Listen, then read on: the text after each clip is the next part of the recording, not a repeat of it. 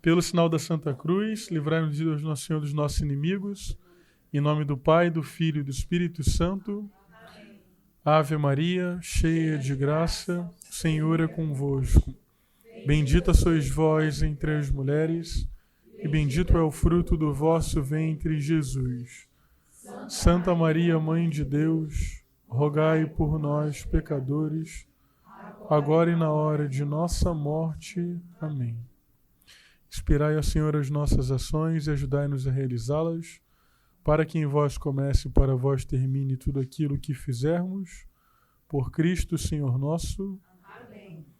Nossa Senhora da Conceição Aparecida, Rainha e Padroeira do Brasil. Rogai por nós. São Pedro de Alcântara. Rogai por nós. Em nome do Pai, do Filho e do Espírito Santo. Amém. Boa noite a todos. Eu agradeço a vinda de vocês aqui hoje, num dia histórico, né, para o nosso país. A ansiedade está muito grande em todo o brasileiro e aqui no Centro Dom Bosco talvez um pouco mais, por conta dessa atividade que a gente vai ter com a Cássia de madrugada. E eu agradeço muito quem conseguiu tirar um tempo para vir. Eu chamei essa palestra de A Redescoberta do Brasil Profundo. E essa é a quarta aula que eu dou nos últimos 4 dias, né, em 4 lugares diferentes, inclusive em estados diferentes. Eu estive sexta-feira, sábado na Urca, aqui no Rio, domingo em Contagem, Minas Gerais, ontem de novo lá na Urca, agora aqui no Centro Dom Bosco. E eu chamei o subtítulo dessa aula de um projeto de reconstrução da identidade nacional. Tá bom?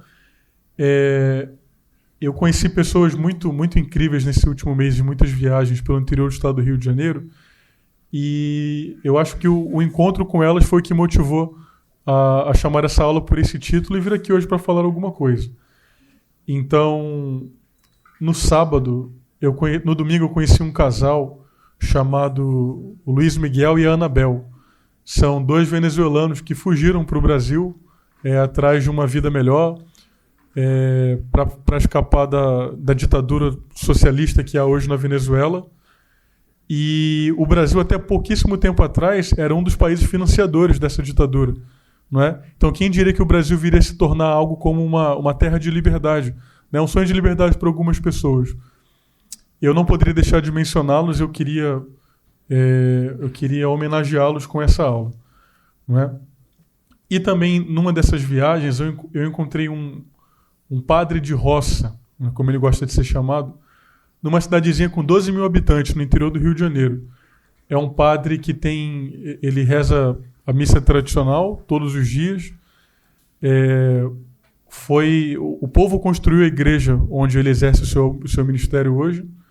Ele tem 76 anos de idade, tem uma vontade de fazer as coisas. Ele me ligou ontem e falou que queria ajuda para construir mais 3 igrejas. E que ele daria conta das 5 sozinho, porque ele já tem 2 na cidade dele.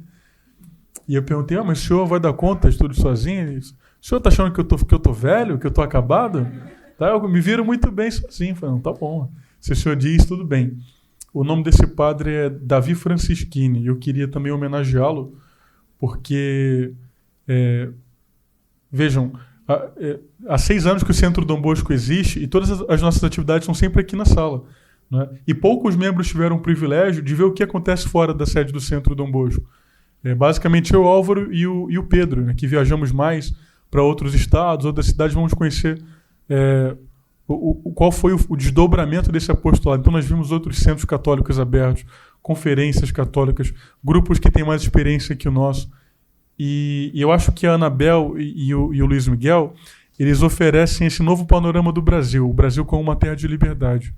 E o padre Davi Francischini, ele me lembra mais um Brasil que é mais antigo que o Centro Dom Bosco, que é um Brasil, um país referência na fé, não é? Na fé católica. Então eu gostaria de oferecer a aula para essas 3 pessoas, o Luiz Miguel e a Anabel, e o padre Davi Francischini. Bom, eu gostaria de ler um artigo aqui para vocês, e, por favor, não me levem a mal. É um artigo publicado pela Veja Rio, em 18 de fevereiro do ano passado, chamado Anitta é eleita líder global para o futuro, por Revista Americana. Mesmo internada numa clínica do Rio após contrair uma infecção alimentar, a poderosa não para. Aos 27 anos, a Anitta foi eleita pela revista americana Time uma líder global para o futuro. A lista escolhe 100 pessoas que se destacam em diversas áreas, no mundo todo, e têm potencial para brilhar no futuro. A seleção é uma versão da tradicional lista das 100 pessoas mais influentes do mundo. A artista, inclusive, marcou presença na lista de 100 pessoas mais influentes em 2013. A cantora carioca divide as atenções com outros 17 artistas. O texto sobre a Anitta é assinado pelo cantor colombiano Balvin, com quem a brasileira produziu inúmeras parcerias. Ela é uma verdadeira guerreira, que transformou o próprio movimento num império. A Anitta pegou o som do Brasil, o funk, que é como se fosse o nosso reggaeton, e o levou para um outro nível, fazendo esse som ter para todo mundo. O outro brasileiro que figura na lista é o ativista paulistano Guilherme Boulos, selecionado entre 22 políticos de diversos cantos do mundo. Na edição anterior, divulgada em 2019, o Brasil teve apenas uma representante entre os 100 relacionados. A deputada Tabata Amaral, também relacionada com liderança política. E aí que encerra seu artigo.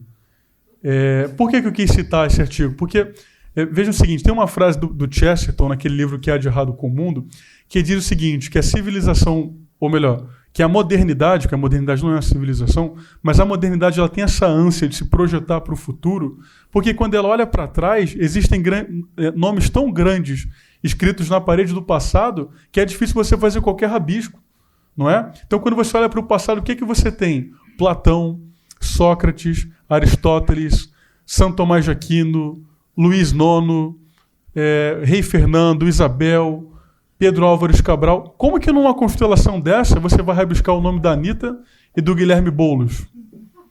Não é? Então, como o passado ele parece estar ocupado por grandes personalidades, a modernidade ela tem a tendência a olhar para o futuro na esperança de contribuir com alguma coisa que, na verdade, nem eles sabem o que é. Não é? E olhar para o futuro sem refletir no passado é um perigo muito grande.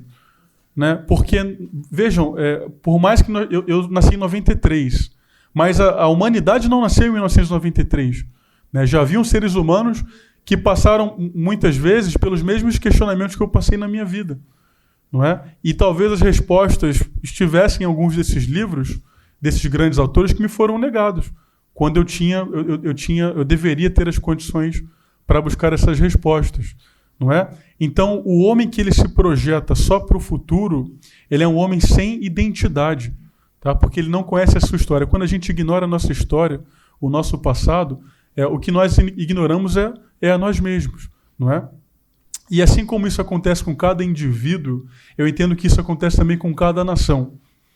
Então, a nação que ela se projeta numa esperança de atingir o progresso, sabe lá para onde esse progresso está caminhando, ela corre também um sério risco de nunca reconhecer o que ela é. Então, se há uma crise de identidade do indivíduo, né, há uma crise de identidade também da nação. Tá bom? E esse era o ponto que eu queria chegar. Foi por isso que eu falei da Anitta aqui. Tá bom? Vejam o momento que o Brasil se encontra. Qual foi a grande... Isso a gente teve na pré-estreia do Brasil Paralelo, e um dos diretores lá do Brasil Paralelo, ele falou que há uma frase dita dentro do pessoal do marketing da Rede Globo, que a Rede Globo formou o caráter ou a personalidade do brasileiro do século XX. Por mais que seja dolorido, tem que reconhecer. Não é? Tem que reconhecer o quanto que as novelas da Rede Globo contribuíram para formar a identidade do brasileiro. Né? Quantos problemas que foram, cujo debate na opinião pública começou através das novelas da Globo. Né? E outra coisa, tem uma reportagem agora do Jornal Nacional, eu vejo Rede Globo sim, o meu time está na final da Libertadores e da Copa do Brasil, eu não tenho o que fazer. Eu tenho que assistir quarta-feira, pelo menos à noite. mas tem uma reportagem que é uma defesa do Jornal Nacional, e aí o William Bonner fala assim, se a coisa saiu no Jornal Nacional, você pode ter certeza que é verdade. Não é mais assim, né? Não é mais bem assim. Então veja o seguinte, a Rede Globo, que foi talvez a instituição mais poderosa como um disseminador de cultura no século passado, de cultura e de informação, entrou em crise justamente no que ela era mais forte, que era disseminar cultura através das novelas e disseminar informação através dos jornais. Tem diminuído, cai vertiginosamente o número de pessoas que assistem jornal na Rede Globo. O meu pai, ele vê o Kim Paim, né? E meu pai fala assim, filho, esse aqui é o meu Jornal Nacional. Né? Meu pai vê todo dia, meu pai é um fiel, né? Ele é muito assíduo lá no Kim Paim. E as telenovelas, pior ainda. Tanto é verdade que a Globo agora está fazendo um relançamento atrás do outro, para pegar aquele público que viu a novela 20, 30 anos atrás e ver se consegue convencer. Então, nesse momento onde nós perdemos o nosso ponto de apoio, que na verdade nunca foi nosso, né? A Rede Globo nunca teve a intenção de formar brasileiros, né? Mas na verdade de idiotizar brasileiros. Não foram só eles que decaíram, fomos nós que talvez crescemos um pouco também. Não é? Então, no momento em que o brasileiro ele parece atingir certa maturidade, e isso é verificável na rua. Eu acabei de dizer que eu gosto muito de futebol, e gosto mesmo. Eu assisto Liga dos Campeões, assisto Copa do Brasil. Eu não faço a menor ideia de qual que é a escalação da seleção brasileira. Hoje, eu não sei quem que é o lateral direito titular, o lateral esquerdo, mas em compensação, eu sei muita coisa sobre o que acontece no Senado, eu sei quem são os 11 ministros do STF, quem que é o presidente da Câmara, quem que é o do Senado, quem que está em tal comissão. E o brasileiro se preocupa, por que tal deputado não está em tal comissão? Não é? Isso era inimaginável 6, 7 anos atrás. Não é? Então, parece haver um grande processo de maturação do brasileiro. Né? O brasileiro tem se preocupado mais com política, tem se preocupado mais com os destinos do país. Tá? E nesse novo momento de redescoberta da identidade da nação, esse projeto da Rede Globo não serve mais para a gente. Tá bom? Então é preciso abandonar, né, não só essa instituição, como esse modelo de jornalismo que tem um projeto para o Brasil que não é um projeto dos brasileiros. Bom, outra nota distintiva de que alguma coisa aconteceu é quanto aos heróis do Brasil. Né? Então vejam, existe uma agenda forçada na educação do país para que o brasileiro sinta certa atração por pessoas que não têm virtude nenhuma. Não é? É como se eles fossem espécies de heróis. Eu aqui citei 3 exemplos. Né? Primeiro, Marielle Franco. Não é? Segundo, Paulo Freire. E terceiro, eu vou até um pouco mais distante no tempo, o próprio Tiradentes. Não é? No feriado da Independência, várias coisas vêm à nossa cabeça. O grito do Ipiranga, Dom Pedro, ou ficar a pátria livre ou morrer pelo Brasil. No feriado de Tiradentes, o que é que vem à cabeça de vocês? Não é? Eu acho que é um sentimento comum de que não existe... não é um herói do Brasil, foi uma coisa muito forçada. Né?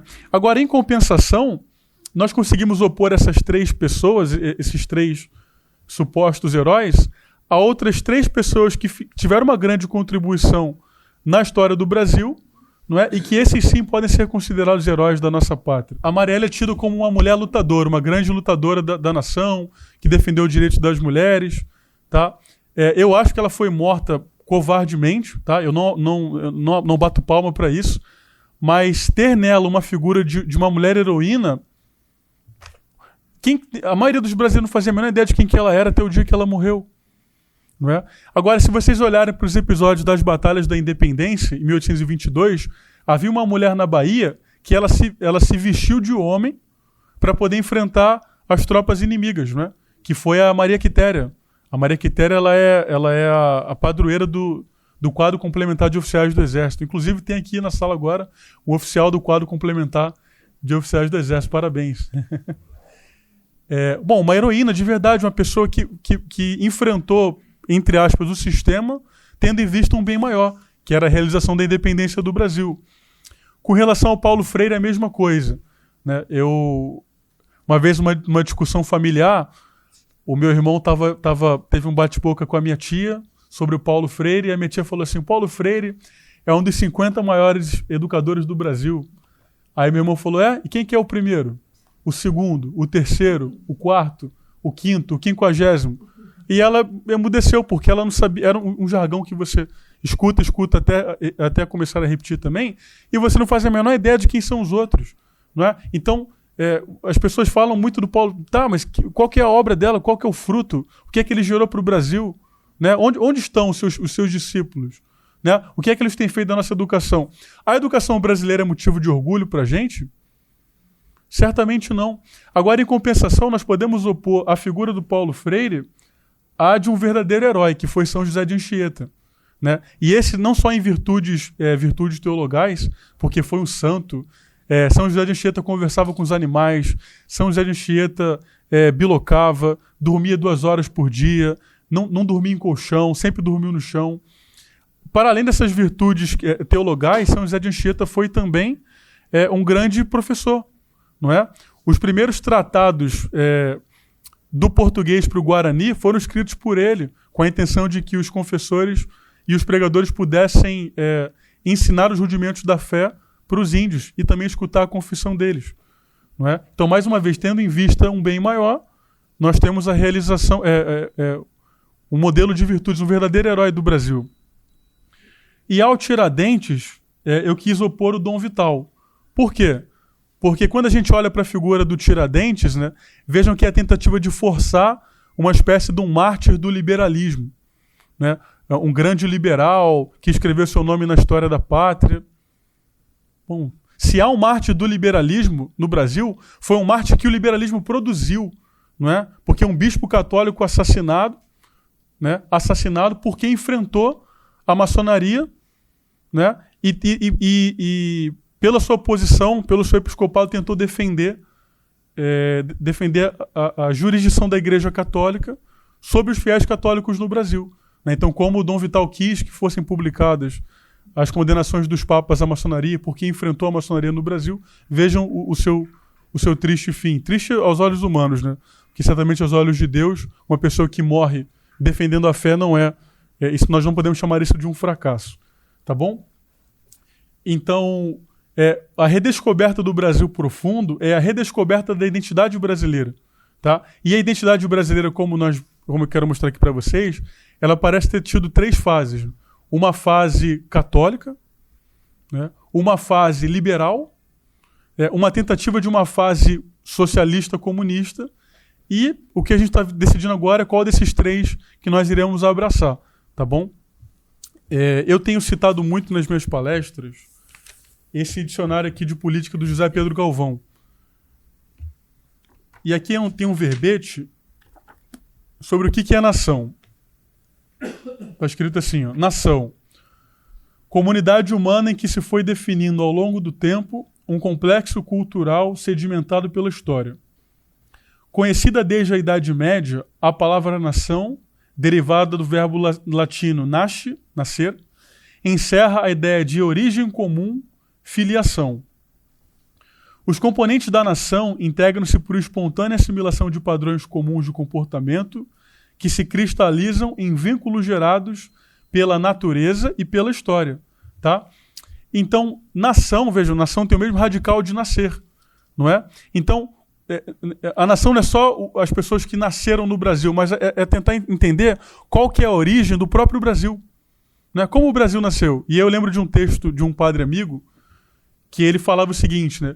Muitas nações nasceram após guerras, outras tantas nações nasceram após documentos assinados por reis. Não é? O Brasil nasceu como? O Brasil nasceu por uma missa. Né? O primeiro ato público do Brasil foi a celebração da Santa Missa. Tá? Se nós olharmos o próprio idioma dos brasileiros, já temos um indício do que é o nascimento do Brasil. Nós falamos português, né, porque o Brasil, a nação brasileira ela foi criada pelos portugueses. Mas para além desse grande patrimônio que nos foi legado, que é a língua portuguesa, um segundo patrimônio que também estava naquelas caravelas que chegaram no Brasil, e esse muito mais importante, porque é imortal, os portugueses nos deixaram, que é o patrimônio da fé. Tá? Então, falar de nação brasileira, falar da origem do Brasil, é falar de como o destino da cruz de Portugal e do Brasil estiveram entrelaçados desde o início. Tá? Então, o Álvaro já contou aqui várias vezes, em muitas aulas sobre a história de Portugal, que Portugal também teve um nascimento um pouco parecido com o do Brasil. Não nasceu de uma missa, mas Portugal nasceu de uma aparição de Nosso Senhor Jesus Cristo a um nobre, o Conde de Borgonha, que na Batalha de Ourix foi aclamado rei pelos povos que lutavam contra os muçulmanos. Né? E nessa aparição de Nosso Senhor Jesus Cristo a Dom Afonso Henriques, ele diz o seguinte, primeiro, amanhã o povo vai pedir que você entre na batalha com o título de rei. Aceite o título. Né? Por quê? Porque eu quero formar sobre ti o império por meio do qual o meu nome será notificado a gentes estranhas. Não é?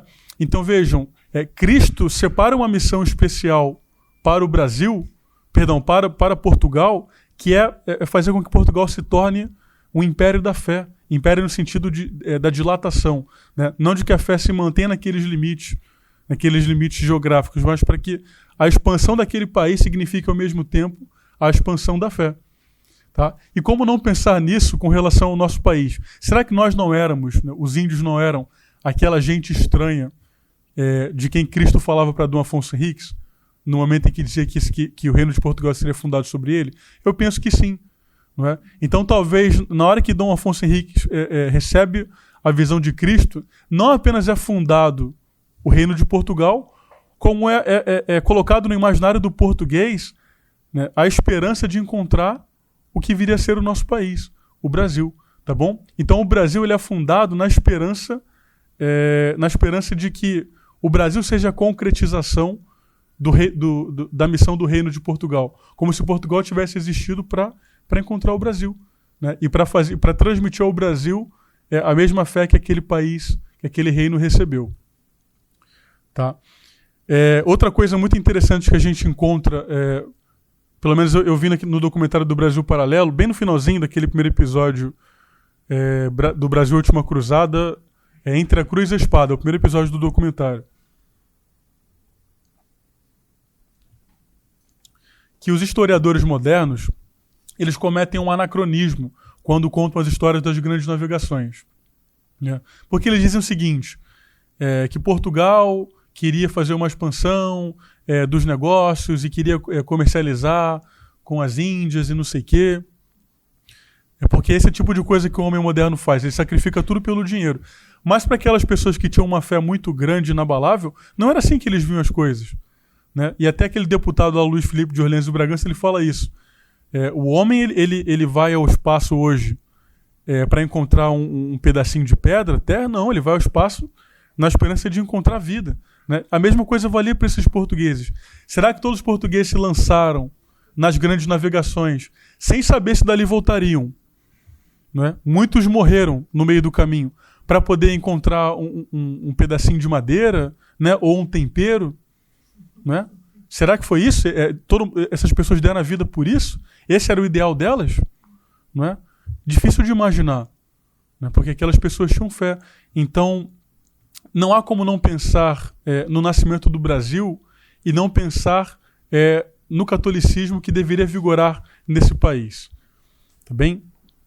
Bom, quando nós pegamos a primeira, entre aspas, Constituição brasileira, que é a carta de Dom João III ao primeiro governador-geral, o Tomé de Souza, existe uma parte daquele documento que versa sobre o que é que ele espera, o que ele esperava quanto aos habitantes do Brasil. Né? E ele vai dizer o seguinte, não está escrito assim, eu quero que eles estudem para ter um bom emprego, ou eu quero que eles estudem linguagem neutra, ou eu quero que eles estudem para proteger o meio ambiente e a mãe natureza, e para defender a democracia e o Estado democrático de direito. Não. O que está escrito no documento sobre os índios é que o rei esperava que os portugueses fizessem o máximo esforço possível para que eles se convertessem. Não é? Que o maior bem que Portugal podia deixar para aquelas pessoas é que eles aderissem à fé católica. Não é? Então, aqui eu queria citar agora um outro verbete, também do dicionário do José Pedro Galvão, que é o verbete sobre o Estado. Está escrito assim, ó. O Estado é a unidade política e jurídica estável resultante da reunião de famílias e outros grupos no mesmo território, aí constituindo uma sociedade independente, que sob a direção de uma autoridade suprema visa a realizar o bem comum. Tá? Então, em resumo, o Estado existe, o Estado deve dirigir todos os seus esforços para a realização do bem comum. Né? Agora, o que é essa realização do bem comum? Então, você precisa perguntar primeiro, o que é o ser humano? Né? E qual que é a finalidade? Para que serve o ser humano? Tá? Então, o ser humano ele é um composto de corpo e alma, né? Composto de matéria e forma, onde a matéria é o seu corpo e a forma é a sua alma. E essa alma ela possui duas potências superiores, que são tão superiores que o homem compartilha com os anjos e com o próprio Deus, vontade e inteligência. A vontade ela sempre busca um bem, não é? Mas se a vontade não for orientada pela inteligência, ela corre o sério risco de errar na busca desse bem. Né? Então tem pessoas que dirigem toda a sua vontade ao acúmulo de riquezas, achando que quanto mais dinheiro tiverem, melhor será, mais serão felizes. E o que acontece é justamente o contrário. Porque a pessoa que tem essa ânsia por ficar rico, ela nunca se dá por satisfeita. Ela está sempre querendo mais e a vontade dela nunca repousa. Tem aquelas outras pessoas que elas orientam a vontade delas, todo o desejo de vida, não para o dinheiro, mas para as honras. Então elas entram numa instituição que elas consideram muito honrada e elas vão galgando posição em posição, achando que no dia que elas forem o chefe daquela instituição, elas serão felizes e lá elas descobrem que não era nada daquilo, que elas não têm as aptidões corretas, elas querem sumir do mapa porque querem sair do meio daquele jogo de poder. Tá? Então nem a riqueza, nem a honra, né, nem os prazeres, isso vale também tanto para o sexo quanto para os alimentos, tá? Nada disso é capaz de fazer a vontade do ser humano repousar. Tá? O que faz a vontade do ser humano repousar é a própria felicidade. Tá? A felicidade é o repouso da vontade humana. Agora, o que é essa felicidade? Então, se a gente pega lá na Ética Nicômaco de Aristóteles, tem uma definição de felicidade, não é? Que é aquela atividade da inteligência que nós chamamos de contemplação da verdade. Tá? A contemplação da verdade é o que faz a vontade humana sossegar, por assim dizer. Quando eu consigo contemplar a verdade, parece que aquilo ali me basta. Tá? Não quero nada para além daquilo ali. Contemplar a verdade é outro nome para dizer contemplar o próprio Deus. Tá? Mas nós sabemos também que o mundo ele não é só esse mundo natural. Não é? Aqui nós temos o mundo visível, o mundo invisível que é percebido pela inteligência. Por exemplo, a minha inteligência me diz que Deus existe, e me diz também que a minha alma é imortal. Isso eu consigo alcançar só com a minha inteligência. Agora, que esse Deus, que a minha inteligência sabe que existe, ele é Pai, Filho e Espírito Santo, não é mais a minha inteligência que diz. Né?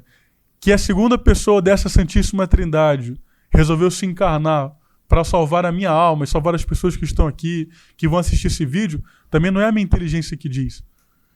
Né? Quem me diz isso é a minha fé. Né? O que a inteligência não alcança, né, a fé nos dá. Deus, por misericórdia, ele permitiu a revelação para que nós soubéssemos daquilo que a nossa inteligência não alcança de jeito nenhum.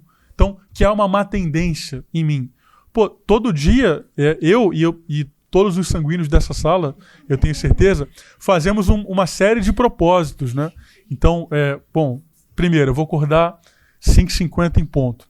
E quando o despertador tocar, eu vou rolar da cama para o chão, fazer 3 séries de 15 flexões, já emendar no Ângelus, tomar um banho gelado, correr 10 quilômetros, estudar Suma Teológico, latim, grego, e depois disso eu vou começar o meu dia. Né? E eu não vou pegar no celular até meio-dia. Não vou pegar no celular, eu vou me vencer. Amanhã eu serei imbatível, ninguém consegue me superar.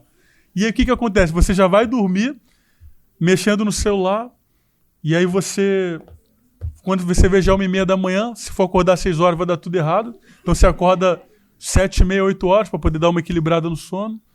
E aí quando você acorda já mexe no celular de novo. Então, veja, nós conseguimos elaborar bons propósitos, mas infelizmente, via de regra, o que acontece é que nós fazemos o mal que não queremos. Não é? Vejam, por exemplo, um dos mandamentos mais difíceis de cumprir: amar os inimigos. Não é? Pelas manifestações aqui, eu já vi que eu não sou o único a ter essa dificuldade. Né? vem aquela pessoa, você fala assim, aí você começa assim, cara, fulano não vale nada, fulano é sujo, fulano é rasteiro. Aí você termina assim, não, mas que Deus o abençoe, né? Mas que Deus o converta, e eu tô rezando. Ou seja, você detonou a pessoa, e aí para não sair mal com Deus, você fala, não, mas eu tô... que Deus o converta, né? Se não dá, rezar pela conversão dele. A nossa inteligência reconhece que somos assim. Agora a nossa inteligência não explica por que somos assim. Quem que explica por que somos assim? É a fé, não é? É o pecado original. O pecado original explica por que nós fazemos o mal que não queremos e por que não praticamos o bem que queremos. Tá bem? Então,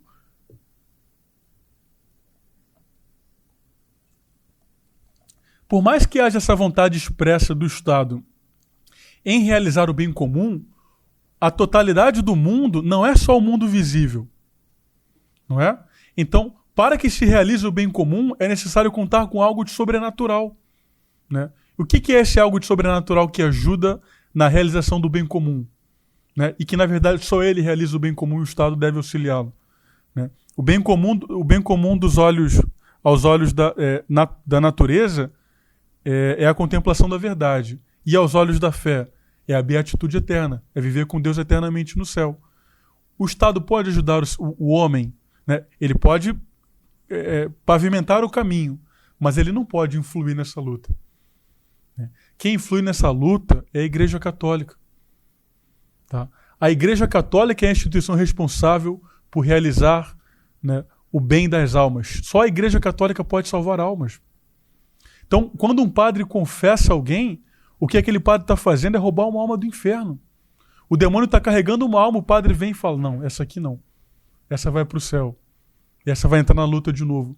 Nenhum prefeito pode fazer isso, nenhum vereador, nenhum deputado, nenhum funcionário. Né? Nenhum funcionário do governo pode fazer isso. Quem pode fazer isso é a igreja. Né? Então vejam a tremenda confusão que existe hoje no mundo. A gente está falando de uma crise que o Brasil viveu de identidade. Vejam como a própria igreja tem uma crise de identidade também hoje. Saiu um documento agora assinado pela CNBB, onde ela fala que há o compromisso da igreja com o Estado Democrático de Direito. Mentira, não existe esse compromisso. Pior, com a ecologia integral. Gente, muitas ONGs podem se meter no meio da Amazônia e salvar porquinhos da Índia, girafas, né? Salvar girafas na Amazônia. Muitas podem fazer isso. Agora, salvar almas do inferno, só quem pode fazer isso é a Igreja Católica.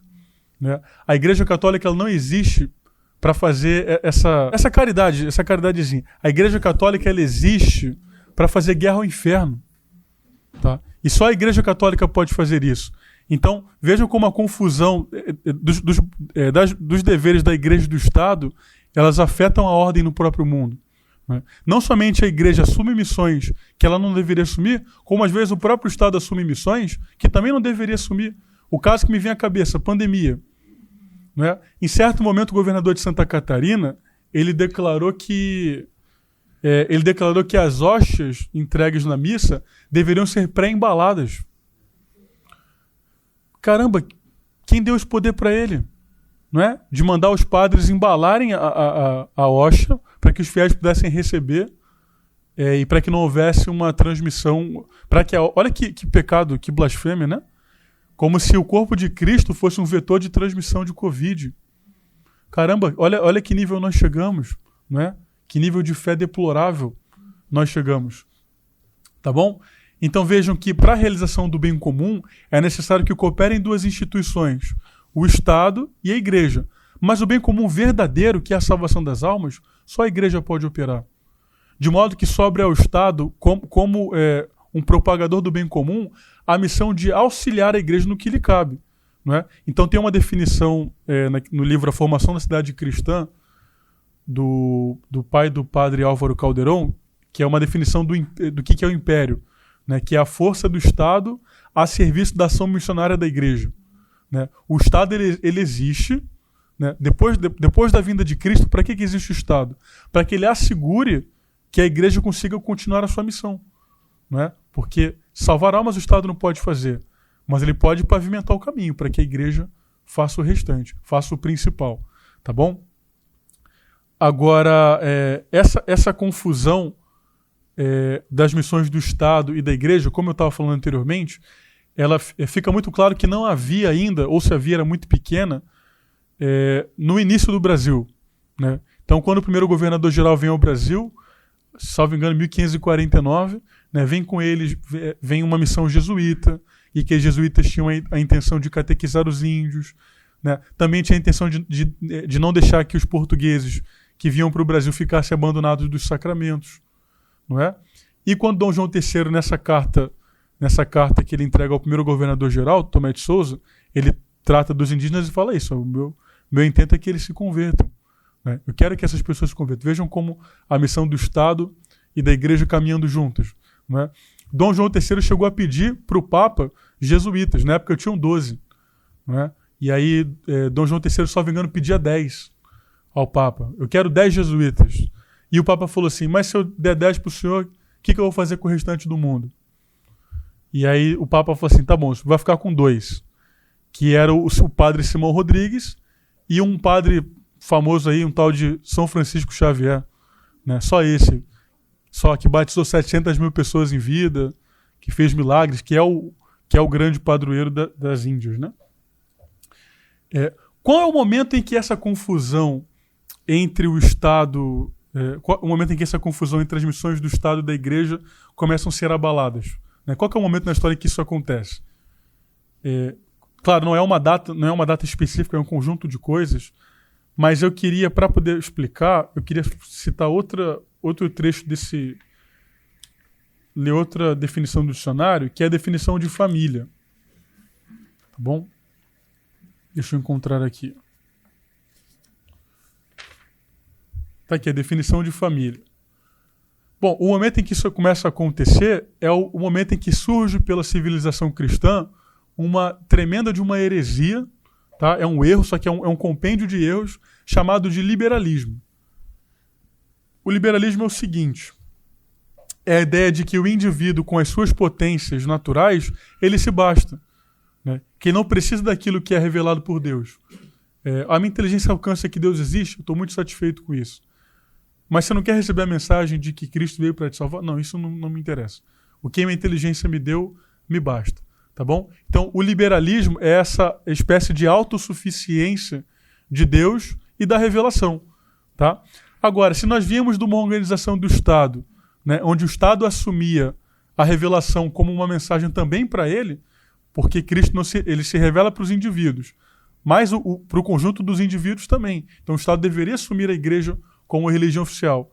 Se isso não mais acontece, né, o que é que resta? Como nós podemos nos organizar? Bom, nós nos juntamos, né, e nós decidimos o que vai ser a lei aqui, o que é que vai começar a valer, né? Então, você sai dessa coisa dessa ideia do direito, da autoridade confirmada por Deus, e passa para uma autoridade que é confirmada pela vontade geral da nação, né, ou pela maioria da nação. É o governo próprio do liberalismo, né, que é a democracia liberal. Tá? Então vejam como a democracia liberal ela é problemática, né? Basta a gente pensar que a maioria ela pode errar, não é? E ela costuma errar com alguma frequência, né? Então quem foi eleito presidente no Brasil em 2010? Vocês lembram? Dilma Rousseff, né? A maioria escolher Dilma é um sinal de que a maioria anda mal, não é? Outro caso grave, nos Estados Unidos da América, quando os democratas sentiram que o Roe contra Wade, aquela decisão judicial de 73 que autorizava o aborto, seria revertida, o Senado nos Estados Unidos tentou passar uma lei para tornar o aborto legal. Essa lei ela foi derrubada numa votação 51 contra 49. Então, por conta de uma pessoa, que uma tragédia não aconteceu nos Estados Unidos, porque, bom, vamos supor que essa lei passasse no Senado e na Câmara. Vocês acham que o Biden ia vetar a lei? Infelizmente não. Não é? Então a democracia ela pode errar, tá? E ela costuma errar, infelizmente. Mas voltando, então o liberalismo é essa autossuficiência do indivíduo quanto a Deus, tá? Quanto à Igreja, como é que eu posso dizer? Essa revolta contra as instituições, contra a instituição da Igreja Católica, e uma crescente autonomia um crescente desejo de autonomia do indivíduo, tá bom?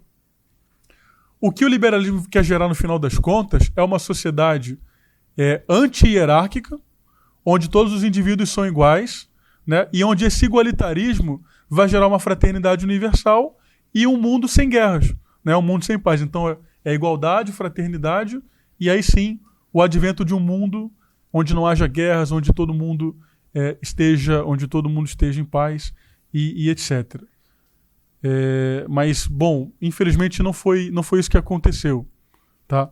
Porque no momento em que o liberalismo triunfou, que é com o fim da Primeira Guerra Mundial, a Primeira Guerra Mundial ela marca a derrocada das últimas duas monarquias cristãs que havia no mundo, o Império Russo e o Império Austro-Húngaro. De lá para cá, tudo que houve no Ocidente era na tentativa de gerar um governo 100% igualitário, né? Então você tem ali o desejo pelas democracias liberais, lideradas pelos Estados Unidos, de certo modo pela Inglaterra, mas você tem o surgimento de estados socialistas totalitários de inspiração fascista, que foi o regime nazista na Alemanha, e de inspiração comunista, que foi a União Soviética na Rússia, tá? Então, o igualitarismo ele não trouxe aquela paz que ele esperava obter. Mas a realização do igualitarismo ele é impossível, porque ele vai sempre esbarrar em duas instituições. Tá? A primeira instituição é a Igreja Católica. E a Igreja Católica ela tem uma promessa de Cristo de que ela vai durar até a perpetuação dos séculos. Tá bom? Então, a Igreja Católica ela jamais pode ser derrotada. Agora, há uma segunda instituição que ela também é um grande adversário do igualitarismo, que são as próprias famílias. Tá? A família ela é um grande adversário. O Salvador Allende, para quem não sabe, o Salvador Allende foi um presidente chileno ultracomunista. E dentro da casa dele, os filhos não chamavam os pais de pai e mãe. Os quatro se chamavam de camarada. Né? Camarada Salvador, camarada fulaninha, camarada tal. Porque até pai e mãe já é um traço de hierarquia. Não é? Quando você coloca, os pais estão acima dos filhos, né? Por geração natural. Mas esse desejo igualitarista tentou destruir até a família. Tá? Mas vamos dar uma olhada aqui nas definições do professor do José Pedro Galvão sobre o que é a família. Ensina os sociólogos que a família é a célula social. Os juristas que ela é uma instituição natural protegida pela ordem jurídica positiva. Os teólogos que ela é uma instituição divina. Tais significações se completam na síntese de um conceito. A família é a primeira das sociedades, sendo também fonte da vida e recinto sagrado de amor. Então você tem 3 definições de família aqui. Primeiro, célula social. Segundo, instituição natural. Terceiro, instituição divina. Tá? Vamos ficar somente com a primeira dessas definições. Família é uma célula social.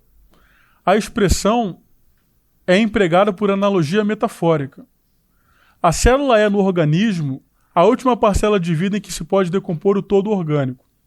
Constitui um centro relativamente autônomo de vida, mas para subsistir, precisa receber energias vitais que circulam por todo o organismo.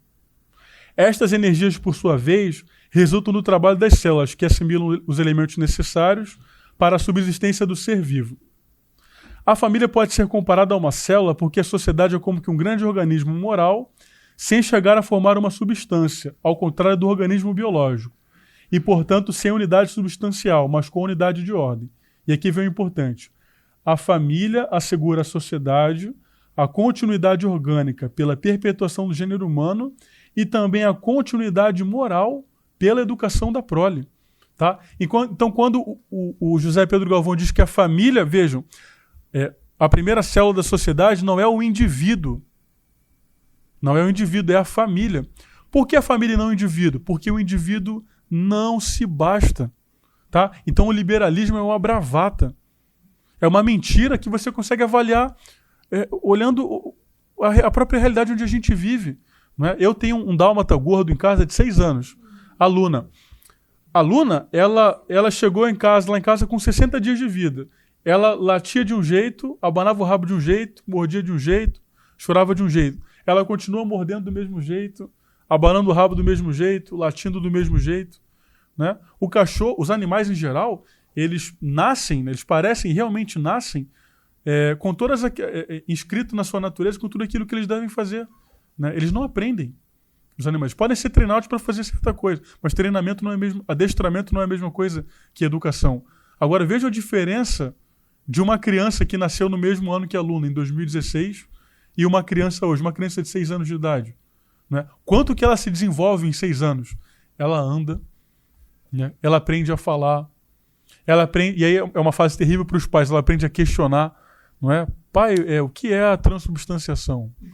Não é? E aí os pais, meu Deus, como que eu vou responder uma coisa como essa? Porque a família não cabe só o crescimento natural, no sentido do crescimento do indivíduo em estatura e alimentação, etc., mas a própria educação, né? Então a família cabe o crescimento moral, o crescimento intelectual, e para as famílias cristãs cabe também o crescimento espiritual, não é? Então, a gente falou tudo isso aqui sobre família, só para poder a gente entender como que o liberalismo, né, hoje, quando a gente pensa em liberalismo, talvez venha à nossa cabeça o Novo, João Amoedo, coisas do tipo, mas não é desse liberalismo que nós estamos falando aqui. É do liberalismo que torna o indivíduo, né, um ser indefeso diante de todo o poder que o Estado exerce sobre ele, tá? Então, o liberalismo ele pode ser muito propagado, muito divulgado, muito amado e estimado, mas ele sempre vai a sua realização utópica, né, do igualitarismo total na sociedade, que via de regra cria as condições perfeitas para que surja um ditador que use todo o poder do Estado para esmagar o indivíduo, ele sempre vai esbarrar em 2 instituições. A primeira que é a Igreja Católica e a segunda que são as famílias, tá? Agora, quanto ao Estado, o liberalismo também causou um problema, não é? Que é o seguinte: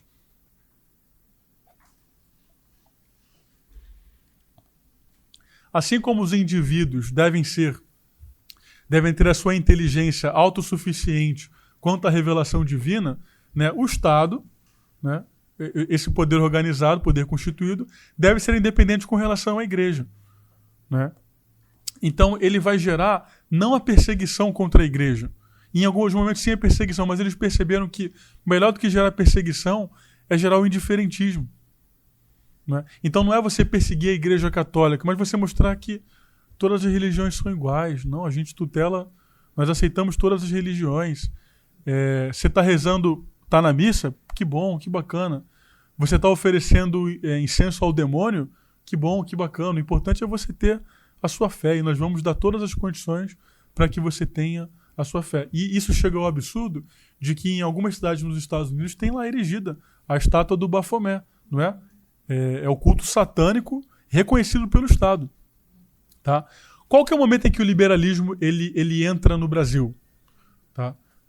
Mais uma vez, não é possível precisar uma data em específico, mas vejam como o momento em que o Marquês de Pombal ele assume a chefia dos ministérios, né? Ele se torna primeiro-ministro de Portugal, como que uma agenda liberal para sufocar a ação missionária da Igreja começa a aparecer tanto em Portugal quanto no Brasil. Então, o Marquês de Pombal ele expulsa os jesuítas do Brasil de Portugal. Ele proíbe as festas, ele proíbe a festa do Sagrado Coração. Ele acaba, olha que maluquice, ele acaba com o calendário litúrgico da Igreja em Portugal com as festas de Santo Inácio de Loyola, São Francisco de Borja, São Francisco Xavier, que eram os santos jesuítas que haviam, né? Ele prende bispos, né? Ele manda queimar bulas papais contra a maçonaria, contra o liberalismo que já aparecia, tá bom? O Marquês de Pombal, então o início do ministério do Marquês de Pombal, ele marca o primeiro avanço do liberalismo contra esse Estado católico que ainda havia no Brasil, tá? E essa perseguição, em que pese que a próxima rainha tenha sido uma rainha, uma mulher muito piedosa, que restabeleceu a concordata da Igreja com Portugal, que construiu a primeira basílica do mundo dedicada ao Sagrado Coração, a Basílica da Estrela, que fica lá em Lisboa, tá? O liberalismo, infelizmente, entrou. Ele entrou em Portugal e no Brasil. E a maior prova disso são os nossos 2 imperadores, não é? Dom Pedro I e Dom Pedro II. para não ser injusto, o professor Ibsen Noronha, ele disse que eram dois homens, pelo menos Dom Pedro I, que era um homem de coração católico, né? Porque era um homem que tinha aquele ideal do cavaleiro cristão, que queria empunhar sua espada e marchar à frente dos exércitos. Era um homem de coração, tinha um ideal cristão, mas de cabeça corrompida. Não é? Então era um homem que desejava, talvez ainda... Tanto que, não sei se vocês sabem disso, mas quando houve a independência do Brasil, Dom Pedro I foi sagrado por um bispo, imperador do Brasil. Tá? Então os eventos da independência são eventos cobertos de sacralidade. Um bispo sagrou Dom Pedro I, imperador do Brasil. Tem a cerimônia onde ele recebe a coroa, onde ele recebe a espada. Tá? Tem tudo bonitinho. Quando a bandeira do Brasil ela é apresentada ao imperador, quem entrega a bandeira ao imperador também é um bispo. Né? E o bispo ainda diz o seguinte, que esta bandeira seja terrível aos inimigos do cristianismo. Tá?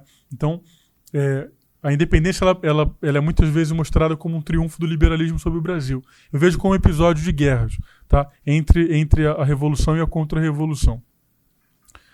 Mas, infelizmente, em que tivessem bons ideais, tivessem coração católico, os nossos imperadores eles trabalharam, é duro reconhecer, mas eles trabalharam para a demolição da fé no Brasil. Né? Não sei se alguém aqui já foi a Lisboa, mas lá em Lisboa tem em Belém é um distrito de Lisboa, né? E tem uns pontos turísticos muito bacanas. Lá tem aquele padrão dos descobridores, que é aquela espada, e aí tem os grandes nomes dos descobrimentos de Portugal. E na frente tem o mosteiro dos Jerônimos, que é aquela igreja alta, linda, né? E aquela igreja não recebe religiosos há 200 anos. Porque foi Dom Pedro I que proibiu os religiosos em Portugal. Né? Houve um tempo em que aqui no Mosteiro de São Bento haviam muitos monges que tinham de origem alemã. Por quê? Porque os brasileiros não podiam entrar nas ordens religiosas por uma proibição que veio da época da coroa. Não é? Então, esse liberalismo dos nossos dois imperadores ele vai culminar no triste episódio do 15 de novembro de 1889, que é a proclamação da República. E aí sim, infelizmente, de uma vez por todas, o Estado ele assume o laicismo. Né? É a primeira vez que no Brasil o Estado ele vira as costas para a Igreja Católica e assume o laicismo como posição oficial. Então é retirado a Igreja Católica como religião oficial, que o poder emana de Deus, o poder ele passa na Constituição, o poder emana do povo. Tá? O Estado não tem religião oficial. Tá bem? E esse indiferentismo religioso ele vai durar até os dias de hoje. Nós costumamos comentar que num cenário como esse, onde tudo está contra a religião, tudo está contra a fé católica, que qualquer ação meritória qualquer ação em favor da igreja, ela é muito mais meritória, porque o ambiente não é mais favorável. Não é? Você tinha antes um Estado que ajudava a igreja na conversão das almas. Você tem agora um Estado que tanto faz. A Igreja Católica ela vale a mesma coisa que um centro de macumba. Tem a mesma validade para eles. Então, qualquer ação em favor da Igreja torna-se uma ação muito meritória. E foi o que aconteceu em 1916, quando o bispo de Olinda, que era o Dom Sebastião Leme, ele publica uma carta pastoral dirigida aos fiéis de sua diocese, né? E aquela carta se torna um modelo para todos os católicos do país inteiro. Tá? Então tem um livro publicado pelo Centro Dom Bosco, que é justamente essa carta pastoral de Dom Sebastião Leme, que nós publicamos com o título Católicos ao Combate. Né? Então, Dom Leme ele escreveu essa encíclica em 1916, e ele vai dizer basicamente o seguinte, infelizmente, a Igreja Católica não é mais a religião oficial do Estado. Já entendi isso daí. Tá? Essa parte eu já entendi. Como que se faz política numa democracia liberal? É a vontade da maioria. Não é? A maioria decide o que vai acontecer. Mas a maioria do país não é católica? Por que raios nada da política nesse país é católica? Aí ele começa a falar dos estados. Olha o nome dos estados. São Sebastião do Rio de Janeiro, São Paulo, Espírito Santo, Santa Catarina, Bahia de Todos os Santos, né? Então, tudo nesse país lembra a Igreja Católica. Não é? Por que nada é católico, então? Ele fala o seguinte: primeiro, porque os católicos não se organizam. Né? E vejam como isso é um pouco fruto do liberalismo. Não é que os católicos não se organizam. Ninguém se organiza no meio de uma sociedade liberal. Porque todo mundo quer estar em pé de igualdade com todo mundo. Não é verdade? Segundo ponto, porque os católicos, e aí é duro aqui, né? Não é com essas palavras que ele usa, mas é como a gente vai usar para que todo mundo entenda. São falsos católicos. Né? Porque são falsos católicos. São católicos que não têm consciência do dever, do que devem cumprir. Não é? E aí ele fala o seguinte: vejam o que a igreja pede e o que o Estado pede. Tá? Então tem coisas que o Estado e a igreja pedem em comum. Por exemplo, não matar. Tá? A igreja pede para você não matar e o Estado também pede para você não matar. Mas o Estado pede coisas também que são muito fáceis e a igreja pede coisas que são muito difíceis. O Estado pede para você não jogar lixo no chão. Que dificuldade não jogar lixo no chão. Né? Agora, o que a igreja pede para você? Não tenha um pensamento impuro. Né? Não é para você não pegar a mulher do próximo, é para você nem cogitar, né, a mulher do próximo. Amem seus inimigos. Imagina o Estado pedindo isso para você. Amem seus inimigos.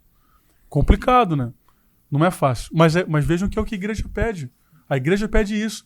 Esse homem, com todos os defeitos dele, que são muitos, né? Ou melhor, com todos os defeitos dele, porque eu não sei mais se ele tem algo que não seja defeito, todos nós aqui nessa sala somos obrigados a rezar por ele, para que ele se converta. Eu falo de coração, eu não quero que ele vá para o inferno, não. Eu quero que ele se converta, eu espero que ele se converta. Eu não desejo inferno para ninguém. Não é? Então vejam o que a igreja pede. Ele fala o seguinte: se nós tivéssemos consciência dos nossos deveres enquanto católicos, quão mais fácil seria cumprir os nossos deveres enquanto cidadãos. Não é? Então a solução da recristianização do Brasil numa sociedade liberal não é a gente fazer um atentado católico, não é os católicos entrarem, tomarem Brasília com um fuzil pintado uma cruz no fuzil e atirando no Congresso. Não é isso. Né? A solução para a recristianização do Brasil numa sociedade liberal é, em primeiro lugar, organização. Em segundo lugar, educação católica. Instrução católica. Não é?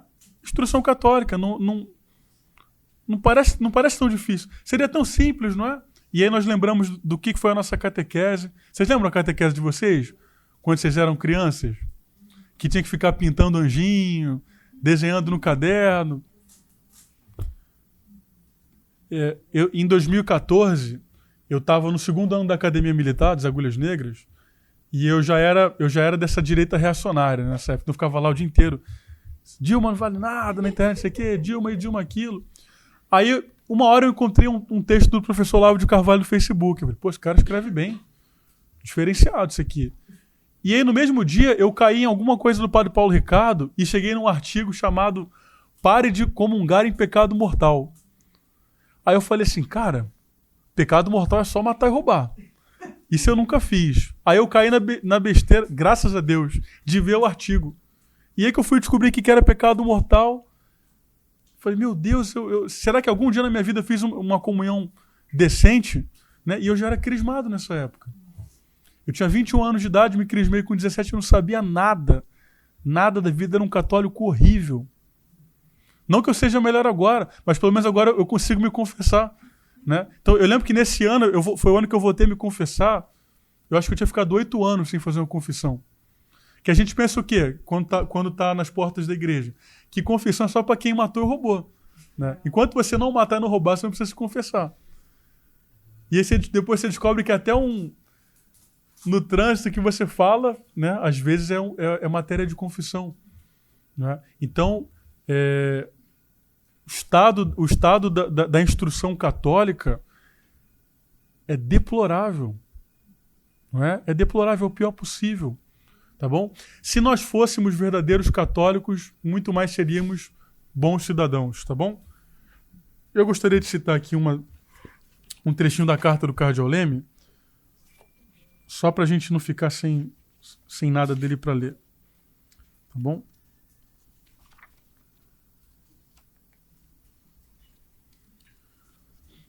Olha aqui. Por índole, por educação e até por patriotismo, o nosso povo é e não pode deixar de ser católico. Olhemos sequer de relance para os 20 estados da Confederação. Desde o nome das cidades e das aldeias, como dos mais remotos povoados do sertão, desde essas igrejas magníficas que se alteiam para o azul, até as cruzes humildes que, orvalhadas das lágrimas do céu, ladeiam as estradas, despertando sentimento de fé e guardando, quem sabe, o derradeiro suspiro de um coração partido, tudo proclama as crenças religiosas do povo brasileiro. Você entra em qualquer padaria no Brasil, tem uma imagem de Nossa Senhora. E não é uma religião estarrecida apenas de tradições. Estas se entrelaçam às manifestações variadas de uma fé intensa e profunda. Sem falar nas encantadoras cenas de família. Quantas casas aqui no Rio de Janeiro com aquele azulejo, né, de Santo Antônio, Nossa Senhora.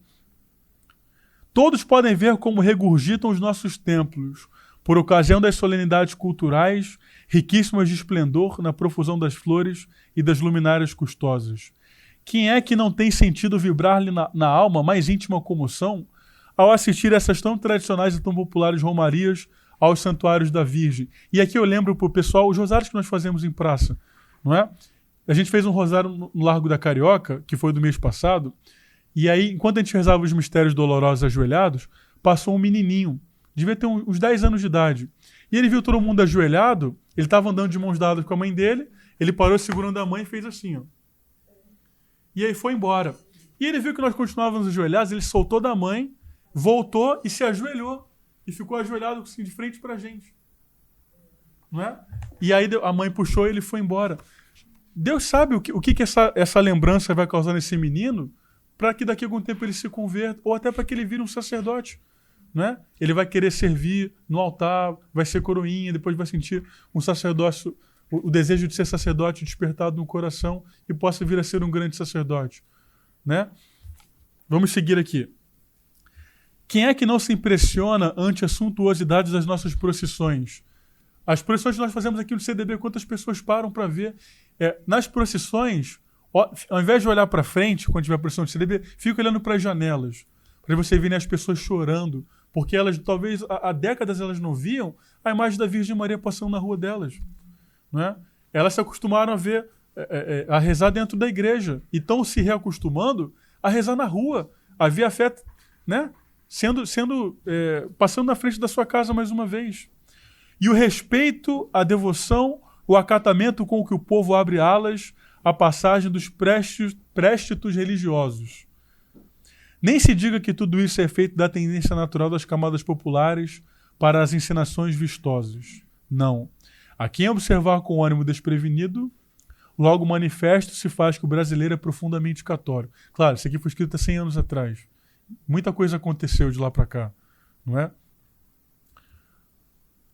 Assim, esse aqui eu não vou falar porque só para vocês verem, esse aqui a gente já perdeu. Assim, por exemplo, podem ser contados os homens que transitam diante de uma igreja sem reverentes se descobrirem.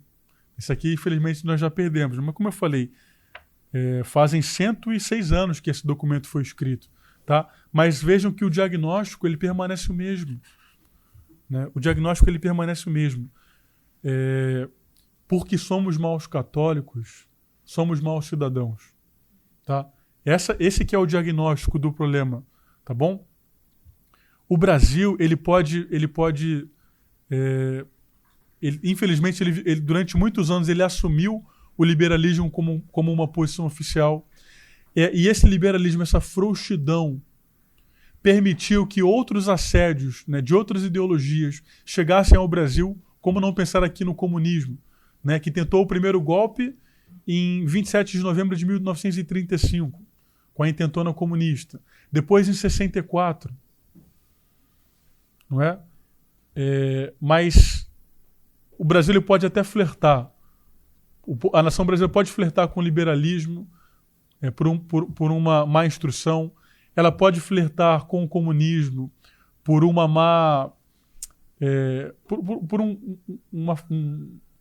uma fraqueza, mas no fundo a nação brasileira está predestinada, Tá? Ela está absolutamente predestinada a se unir a Cristo, sob o perigo de nunca se identificar.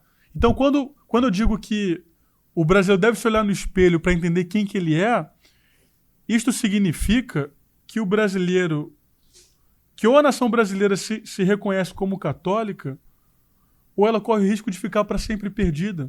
Tá? Então, falar de redescoberta do Brasil profundo, gente, o único Brasil profundo que existe é o Brasil católico. Tá? Brasil profundo e Brasil católico é exatamente a mesma coisa. O que é você, profundidade? Você meter a mão lá dentro e ver o que você vai encontrar. Se você meter a mão lá dentro do coração do povo brasileiro, o que você vai tirar? Você vai tirar um rosário, vai tirar uma cruz, vai tirar uma piedade. O Brasil nasceu católico e deve permanecer católico. Tá bem? Eu vou fazer aqui a leitura de um trecho de uma crônica do Arnaldo Jabbour, chamado 64. Foi um pesadelo de realidade que pode voltar. Tá? Porque vejam que o clima no Brasil hoje, ele é um pouco parecido com o clima de 64. Tá? Porque em 64 havia um clima, uma crescente de tomada do Brasil, né, uma crescente comunização ou sovietização do Brasil. Tá? Havia esse medo de que a qualquer momento uma ditadura comunista chegasse e tomasse o poder no Brasil. Tá bom? Como há hoje no Brasil também o medo de que alguma coisa aconteça depois do dia 3 de outubro. Então vejam como no Brasil há uma semelhança de clima com 64. Eu queria mostrar para vocês o que aconteceu em 64 que ninguém lembra. Tá? Que foi o seguinte, olha. Essa aqui é uma crônica do Arnaldo Jabbour, e ele vai contar do 13 de março de 64, que houve o maior protesto pró-esquerda nessa guerra civil que quase aconteceu no Brasil. Tá? O golpe de 64 aconteceu porque nós não existíamos. Nós, a esquerda, éramos uma ilusão. A esquerda era uma ilusão no Brasil. Mas existia o quê? Existia uma revolução verbal.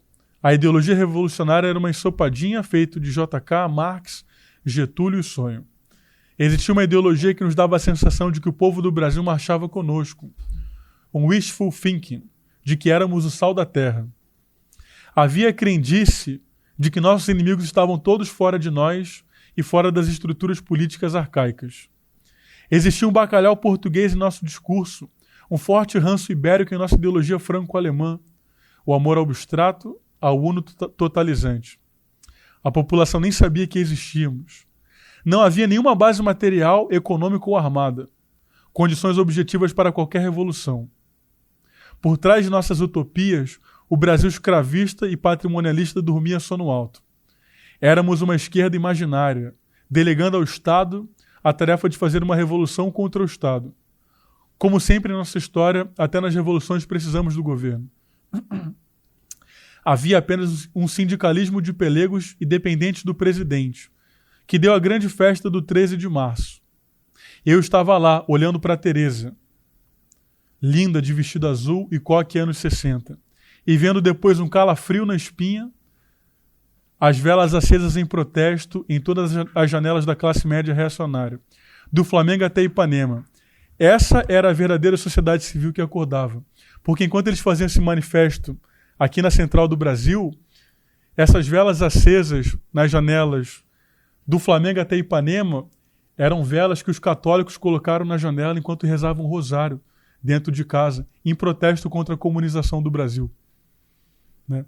Então, não é também só o clima, veja, não é só o clima de que algo pode acontecer e vai sequestrar o Brasil da gente que eu sinto hoje.